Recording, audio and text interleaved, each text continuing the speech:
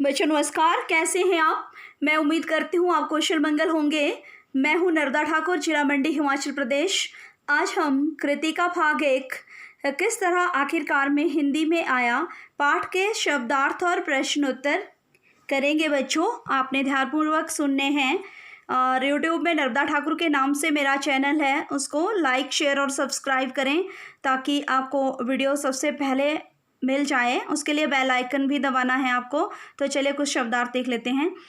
जुमला बच्चों, वाक्य, मुख्तसर, संक्षिप्त, सार रूप, लंबे, सड़क, सड़क के किनारे, फौरन, तुरंत, चुनांचे, इसलिए, अतः, वसीला, जरिया, सहारा, स्रोत, गोया, जैसे, मानो, इबारत वाक्य की बनावट होती है। तो आपने ये शब्दार्थ लिखने भी हैं समझ के साथ और याद भी करने हैं बच्चों। चलिए शब्दार्थ का अगला भाग देखते हैं।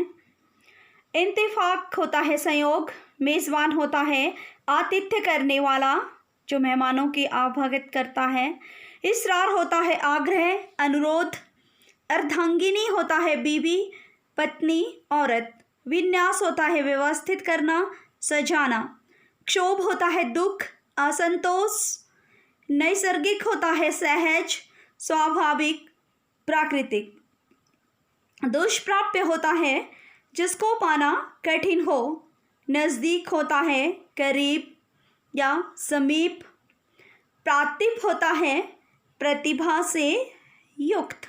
अभी प्रश्न उत्तर देखेंगे इसका। प्रश्न नंबर 1 है, वह ऐसी कौन सी बात रही होगी जिसने लेखक को दिल्ली जाने के लिए बाध्य कर दिया।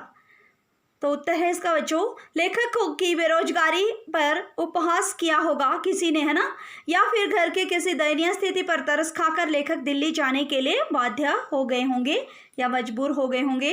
प्रश्न नंबर 2 है, लेखक को अंग्रेजी में कविता लिखने का अफसोस क्यों रहा होगा।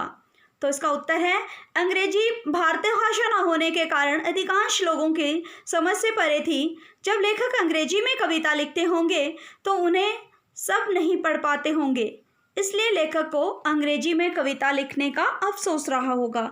और बच्चों बाद में वो हिंदी में ही स्थापित हो गए थे। उन्होंने अपनी सारी रचनाएं हिंदी में ही लिखी हैं। बच्चन के मिलने के पश्चात, हरिवंश राय बच्चन के साथ जब वो मिले उसके पश्चात वो हिंदी में ही स्थापित हो गए, इसलिए भी इनको अंग्रेजी में लिखने का अफसोस रहा होगा। प्रश्न नंबर 3, अपनी कल्पना से लिखिए कि बच्चन ने लेखक के लिए नोट में क्या लिखा होगा। तो आपने अपनी कल्पना से लिखना है। पाठ का सार आप जान चुके हैं। बच्चन ने लेखक के लिए नोट में लिखा होगा कि तुम में हिंदी कविता लेखन की बहुत संभावनाएं हैं, अपनी कलम की रफ्तार को थमने मत देना, हो सके तो तुम इलाहाबाद आ जाओ और बाकी की पढ़ाई भी पूरी कर लो, हम हमेशा तुम्हारे साथ हैं। यही कुछ बच्चन ने उनको नोट के रूप में लिखा होगा। किनको? शमशेर बहादुर जी को। अभी प्रश्न नंबर 4 देखते हैं। लेखक ने बच्चन के व्यक्तित्व के किन किन रूपों को उभारा है। लेखक ने बच्चन के व्यक्तित्व के निम्नलिखित रूपों को उभारा है। बच्चन मतलब हरिवंश राय बच्चन, अमिताभ बच्चन के पिता। बच्चन जी स्वभाव से परोपकारी व सहयोगी व्यक्ति थे। बच्चन जी कुशल व्यक्तित्व के धनी थे। बच्चन जी की सृजनात्मक शक्ति अद्भुत थी। बच्चन जी किसी भी आंतरिक प्रतिभा को पहचानने में माहिर थे। उन्होंने लेखक के सोनेट को पढ़कर उनकी प्रतिभा को पहचान लिया था। बच्चन जी एक धैर्यवान, संघर्षशील व्यक्ति थे और एक अच्छे सहायक के रूप में भी बच्चन जी थे। आपने देखा कि उन्होंने किस तरह से शमशेर बहादुर की सहायता की उनकी पढ़ाई में, उनके गार्जियन बनकर उन्होंने उन्हें पैसा दिया ताकि वो एमए कर सके। प्रश्न नंबर 5 है, बच्चन के अतिरिक्त लेखन को अन्य किन लोगों का तथा किस प्रकार का सहयोग मिला। उत्तर है, बच्चन के अतिरिक्त लेखक को निम्नलिखित लोगों का सहयोग मिला। बच्चन बीच में हैं और साइड में सुमित्रा नंदन पंत हैं जिनका सहयोग इन्हें मिला। बच्चन की बात कर रहे हैं तो बच्चों बच्चन और फर्स्ट में शमशेर बहादुर हैं। उकील ये आर्ट के शिक्षक हैं। लेखक ने इनसे पेंटिंग की बारीकियां सीखी थी, तो इनका सहयोग भी मिला। बच्चन के पिता, जब लेखक इलाहाबाद में आकर रहने लगे तो एक अभिभावक के रूप में बच्चन के पिताजी ने ही उनका सहयोग किया था। सुमित्रा नंदन पंत, श्री पंत जी ने लेखक को इंडियन प्रेस में अनुवाद का काम दिला दिया था। ससुराल वाले, लेखक को अपनी आजीविका चलाने के लिए ससुराल पक्ष ने उन्हें कंपाउंड्री का ट्रेनिंग देकर सहयोग किया। उन्होंने अपनी केमिस्ट की दुकान भी खोली थी बच्चों। और उनके बड़े भाई हैं तेज बहादुर जी, उन्होंने भी शमशेर बहादुर की सहायता की। वो उन्हें पैसे भेजते रहते थे समय समय पर। प्रश्न नंबर 6 है इसका, लेखक के हिंदी लेखन में कदम रखने का क्रमानुसार वर्णन कीजिए। तो पाठ को पढ़ लिया है आपने, वहाँ से ही आपने लिखना है बढ़िया से। किस तरह आखिरकार में हिंदी में आया? पाठ के अनुसार 1933 में लेखक की कुछ रचनाएं सरस्वती और चांद पत्रिकाओं में छपी थी।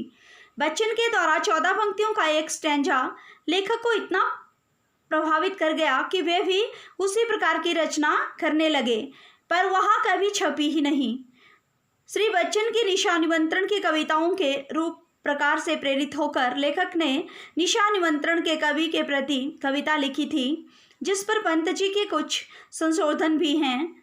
लेखक की वह कविता भी अप्रकाशित है। सरस्वती में छपी एक कविता ने निराला जी का ध्यान आकृष्ट किया था। जब सरस्वती में उनकी एक कविता छपी तो निराला जी उनकी कविता की तरफ आकर्षित हुए थे। बाद में लेखक ने कुछ हिंदी निबंध भी लिखे। तत्पश्चात लेखक बनारस हंस कार्यालय की कहानी में चले गए थे। प्रश्न नंबर 7, लेखक ने अपने जीवन में जिन कठिनाइयों को झेला है उनके बारे में लिखे। लेखक ने जवानी में ही अपनी पत्नी को खो दिया था और इसकी वजह से उनके मन मस्तिष्क में तूफान उठा हुआ था। उनकी आर्थिक स्थिति भी बहुत खराब थी और इसी कारण उनको लोगों की बहुत सी कड़वी बातें भी सुननी पड़ी थी। उनके पास अपनी शिक्षा पूरी करने के लिए भी पैसे नहीं थे। आपने पढ़ा बच्चों, पाठ के माध्यम से जाना कि हरिवंश राय बच्चन ने भी इनकी सहायता की थी और घर की गरीबी से तंग आकर वो घर छोड़कर चले गए थे, है ना। बहुत सारी कठिनाइयों को इन्होंने आर्थिक भी और शारीरिक रूप से भी झेला है। तो आपने अपने शब्दों में ही उत्तर देने हैं पाठ को पढ़कर। इसी के साथ मैं अपनी वाणी को विराम देती हूँ।